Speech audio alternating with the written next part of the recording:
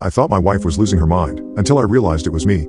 The first time I noticed something was off, it was her laughter. Not the joyful kind, low, halting, like something breaking apart. I'd hear it late at night, always coming from the living room. When I asked her about it, she'd shrug and say she hadn't laughed at all. Stress, maybe? She offered. You've been working so much. She wasn't wrong. I'd been pushing myself hard at the firm, burning through 12-hour days. But it wasn't just the laughter. Small things started piling up, missing books, rearranged furniture, lights left on when I knew I'd turn them off. Are you reorganizing the house? I asked one evening after noticing our bookshelf looked different. I haven't touched it, she replied, a flicker of something in her voice. Fear? Guilt? I brushed it off. The tipping point came last Tuesday. I woke up at 2:47 a.m. to the sound of scratching. My wife wasn't in bed. I found her in the basement, crouched over the floor, carving something into the concrete with a screwdriver. What the hell are you doing? I demanded. She turned slowly, startled, like she hadn't even realized I was there. Her eyes were wide, red-rimmed, her hands trembling. I don't know, she whispered.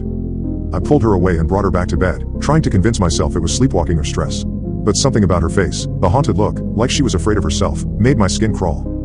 The next day, I searched the house while she was out. That's when I found the tapes. 12 unmarked VHS tapes, crammed into a shoebox in the attic. The first one I played made my stomach drop. It was me, sitting at my desk, typing, eating dinner, sleeping. Hours of me, filmed from angles that didn't make sense, inside my office, my car, our bedroom. On one tape, I was sitting on the couch, turning my head sharply as if I'd heard something. The camera panned to the doorway where my wife stood, holding the screwdriver from the basement. I confronted her that night. Why are you recording me? I shouted, holding up one of the tapes.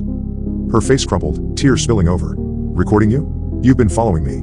I found those tapes weeks ago. Her voice broke, and she fled the house before I could respond. I stood there, dumbfounded. Following her? That was insane. But her words gnawed at me. I stayed up all night, pacing, until curiosity got the better of me. I played the last tape in the box. It was dated the day before. On it, I watched myself sitting at the kitchen table, writing in a notebook I didn't recognize. My handwriting filled the pages. I didn't own that notebook. The most recent entry sent chills down my spine. She knows I know. I tore the house apart until I found the notebook, stuffed in a drawer beneath the sink. The pages were filled with logs of her movements. 7:30 a.m., leaves for work. 12:15 p.m., comes home for lunch. Doesn't see me watching. I couldn't remember writing any of it. My hands trembled as I flipped to the last page. Tomorrow, she'll leave. Don't stop her. The next morning, her side of the closet was empty. She was gone. She'd taken everything except a single piece of paper on the pillow. 4 words were scrawled across it in my handwriting. Who is watching you? I searched the house again, every room, every drawer. Then I checked the tapes. All of them were blank. That night, I woke up to the sound of laughter from the living room. Low, halting. My laughter.